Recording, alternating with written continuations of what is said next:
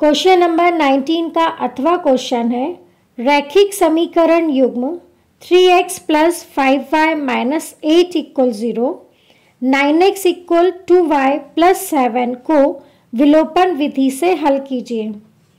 Solution देखते हैं। हमें पहला से इक्वेशन दिया हुआ है 3x plus 5y minus 8 equal 0। -8 का हम ट्रांसफर कर देते तो हमें प्राप्त होगा 3x प्लस 5y इक्वल 8। इसे हम इक्वेशन नंबर 1 दे देते हैं। हमें जो अब दूसरा समीकरण दिया गया है वो है 9x equal 2y plus 7। 2y का हम ट्रांसफर कर देंगे तो हमें प्राप्त होगा 9x माइनस 2y इक्वल 7। इसे हम इक्वेशन नंबर 2 दे देते हैं। हमें जो रैखिक समीकरण युग्म दिए गए हैं उसे हमें विलोपन विधि से हल करना है। विलोपन विधि में हम किसी भी एक चर के गुणांक को समान बना लेते हैं।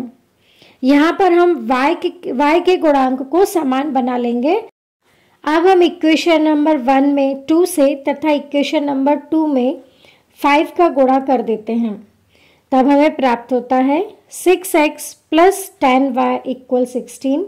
इसे हम इक्वेशन नंबर 3 दे देते हैं। अब हमें इक्वेशन नंबर 4 प्राप्त होता है। इक्वेशन नंबर 4 है 45x माइनस 10y इक्वल 35। अब हम इक्वेशन नंबर 3 और इक्वेशन नंबर 4 को प्लस कर देते हैं, क्योंकि जिस चर के गुणांक को हमने समान बनाया है, एक हमें प्लस में मिला है और एक माइनस में, इसलिए हम इक्वेशन 3 और इक्वेशन 4 को प्लस कर देते हैं। तब हमें प्राप्त होगा 6x प्लस 45x होगा 51x plus 10y minus 10y cancel हो जाएगा और 16 प्लस 35 हमें प्राप्त होगा 51। इस तरह हमें प्राप्त हुआ 51x इक्वल 51। 51 जो मल्टीप्लाई में है हम ट्रांसफ़र करेंगे तो डिवाइड में प्राप्त होगा। इस तरह हमें प्राप्त हुआ x इक्वल 51 अपॉन 51। इसे हम हल करेंगे तो हमें प्राप्त हुआ x इक्वल 1।